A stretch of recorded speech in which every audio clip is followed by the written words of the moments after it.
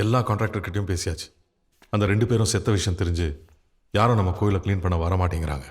ஒண்ணுமே புரியல, என்ன பண்றதுன்னு தெரியல. தங்குற இடத்துலயும் பிரச்சனை, கோயில்லையும் பிரச்சனைனா அப்புறம் எப்படிதான் அங்க பூஜை பண்றது?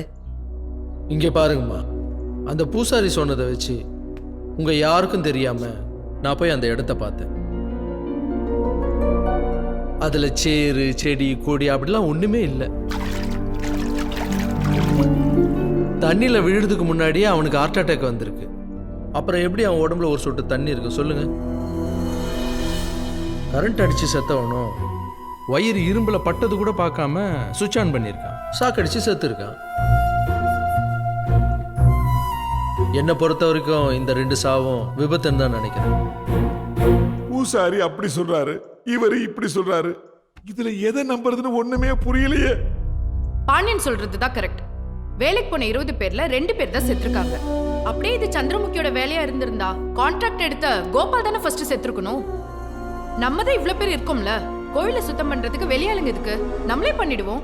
இந்த விச பரீட்சைக்கெல்லாம் வர நாங்க தயாரா இல்ல. மேல போனதுக்கு கீழே ஆடுது. ஆமா, பண இழப்பையும் பொருள் இழப்பையும் கூட தாங்கிக்கலாம், உயிர் இழப்பை எப்படி தாங்க முடியும்? இங்க பாருங்கம்மா, இந்த வீட்டில் இருக்கவங்க அங்க போக தானே பயப்படுறீங்க. நான் போய் அந்த கோவிலை சுத்தம் பண்றேன். எப்போ உங்க கோவிலில் பிரச்சனை வந்ததோ அந்த பிரச்சனை தீக்காம போகக்கூடாது முடிவு பண்ணியிருக்கேன். அதுக்கு மேலேயும் எனக்கு ஏதாவது ஒன்று ஆச்சுன்னா உங்க முடிவை நீங்க எடுங்க.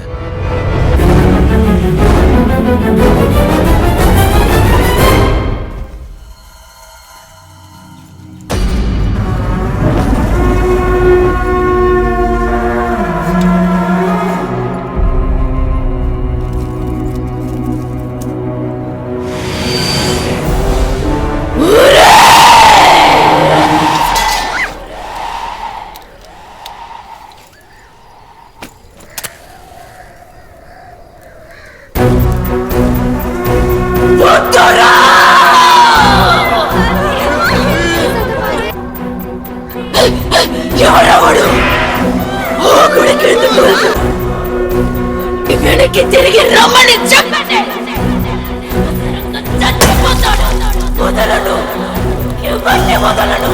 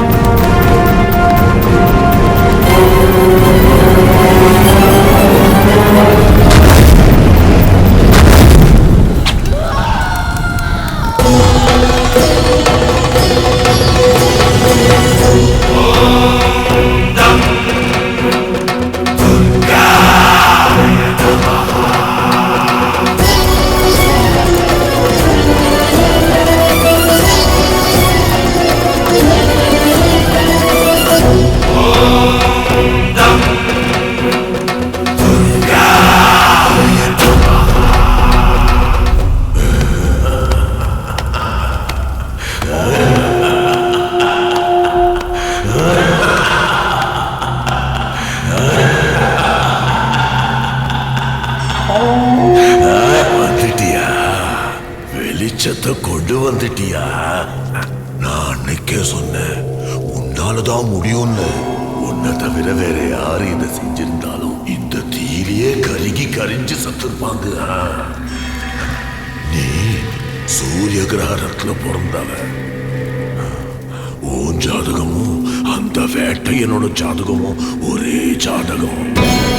அது மட்டும் இல்ல, உங்க 2 பேரோட ஜாதகமும் ஒரே கட்டத்துல இருக்கு. உன்னாலதான் இங்க நடக்க போற எல்லா பிரச்சனைக்கும் ஒரு முடிவு வரப்போகுது. அதுல உயிருக்கே ஆபத்து ஏற்படலாம். அந்த வீட்டுல இருக்கிற யார் உடம்புலயாதான் சந்திரமுகி இருக்கா. அவங்க மூலமா தான் அவன் நினைச்சது நிறைவேற்ற போறா.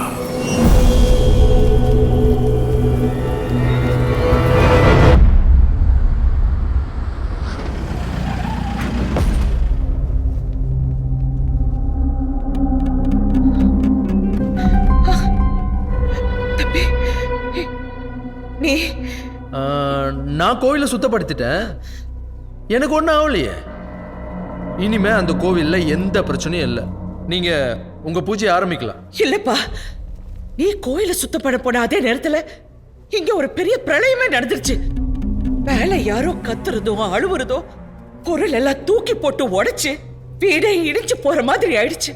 உயிரே போயிட்டு வந்த மாதிரி இருக்கு. நீ ஒரு நிமிஷம் கூட இங்க தங்க கூடாது, உடனே கிளம்புறோம். ஆமாக்கா, போயிடலாம். இனிமே ஒரு நிமிஷம் கூட இங்க இருக்க வேண்டாம். எவ்வளவு தூரமா இருந்தாலும் பரவாயில்ல, வேற எங்கேயாவது இருந்து இந்த கோயில் பூஜை எல்லாம் பாத்துக்கலாம். முடியாது, முடியவே முடியாது. நீங்க இந்த வீட்டை விட்டு எங்க போனாலும் உங்களுக்கு இருக்கிற பிரச்சனை யாராலையும் தீர்க்க முடியாது. நான் அந்த கோவிலை சுத்தம் பண்ணிட்டு வரும்போது ஒரு சித்தரை பார்த்தேன். அவர் பல விஷயங்கள் என்கிட்ட சொன்னாரு. அதுல முக்கியமான ஒரு விஷயம், இந்த குடும்பத்தில் யாரோ ஒருத்தர் தான் சந்திரமுகியால பாதிக்கப்பட்டிருக்காங்க.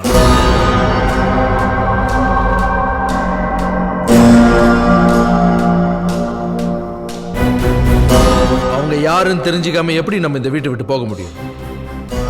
17 வருஷத்துக்கு முன்னாடி இதே மாதிரி ஒரு பிரச்சனை இந்த அரண்மனையில் நடந்ததாகவும் சொன்னார். யோ, இதெல்லாம் நாங்க வரதுக்கு முன்னாடி ஏன் சொல்லல? அப்ப நடந்தது என்னமோ உண்மைதாங்க. ஆனா அதெல்லாம் அப்பயே சரியாயிடுச்சு. இருந்தாலும் எல்லாரையும் கூப்பிட்டு தெற்கு பக்கமா போகாதீங்கன்னு சூசகமா வேற சொன்னேன். இப்ப அதையும் மீறி இப்படியெல்லாம் நடக்குதுன்னா இதுக்கெல்லாம் யார் காரணம்னு எனக்கு தெரியலங்க.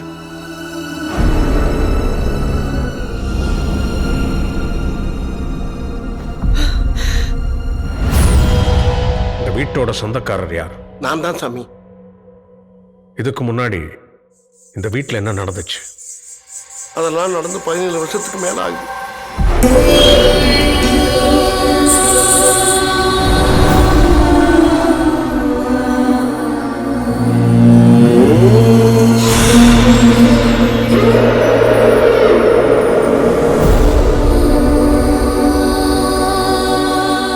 அப்படியே அந்த கோலப்பொடியை பூரா கையில் அள்ளி வாரி வாரி வாரி வாரி வாரி போட்டு அப்படியே அடங்கிட்டா சாமி. அன்னைக்கு கங்காவை குணப்படுத்தின அந்த அறை அப்படியே இருக்கா? அதெல்லாம் அப்படியே தான் சாமி இருக்கு. சந்திரமுகிக்காக போடப்பட்ட கோலத்தை பல கோயில்ல இருக்க பெரிய பெரிய மாந்திரிகள் தான் வந்து அழிக்கணும். வேற யார் வந்து அழிச்சாலும் அந்த குடும்பத்துக்கே ஆபத்துன்னு ராமச்சந்திர ஆச்சாரியார் சொல்லிட்டு போயிட்டார் சாமி. அதுக்கப்புறம் இன்ன வரைக்கும் அந்த அறப்பக்கம் யாருமே போகல சாமி. அதை நான் ஒரு வாட்டி பார்க்கணும்.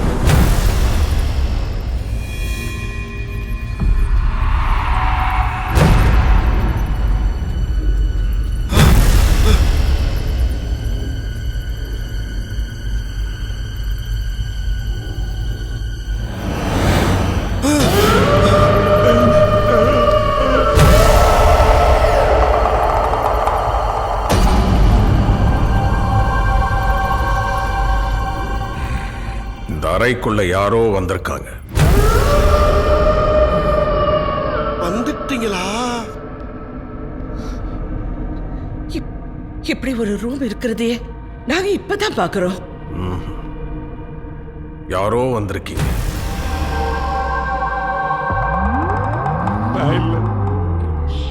அது சந்திரமுகியோட ஆத்மாவை கட்டுப்படுத்த அன்னைக்கு போடப்பட்ட கோலம். இங்க யாரோ வந்துட்டு போனதுக்கு அப்புறம் தான் இந்த வீட்டுல பிரச்சனையே ஆரம்பிச்சிருக்கு. அட பஞ்சமா பாவிகளா, வராதீங்க வராதீங்கன்னு படிச்சு படிச்சு சொன்னே வந்து கிளப்பி விட்டீங்களே. சொல்லுங்க, யார் வந்தது?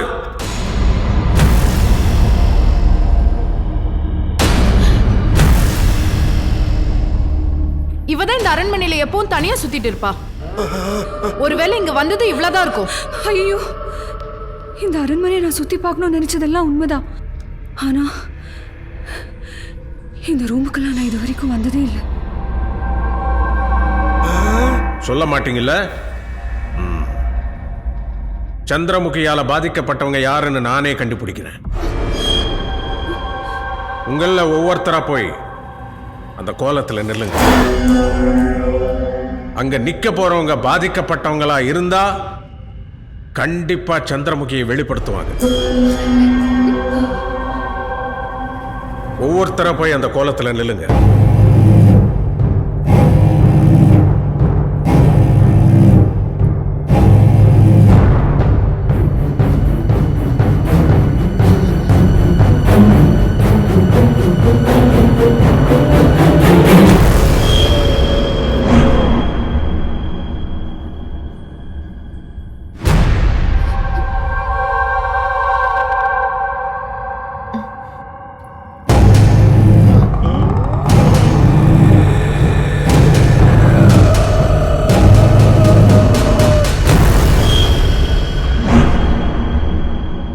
நீ போய் நில்லு.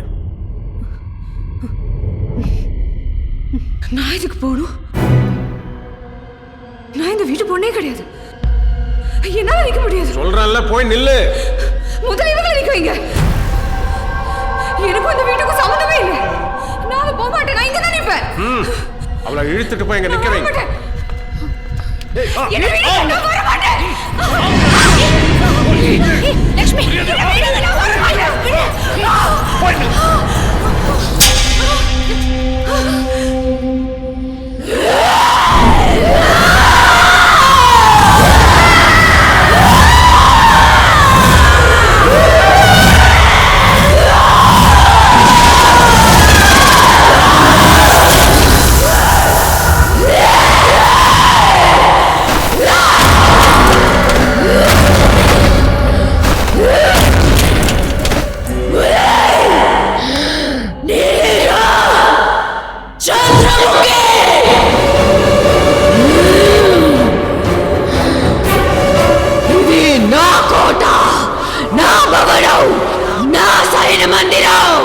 ఇక్కడ ఎవడు ఉండకూడదు.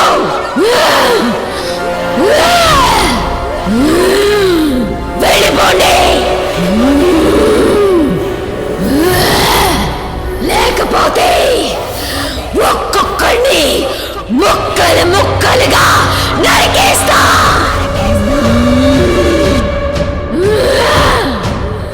పోండ్రా బయటికి.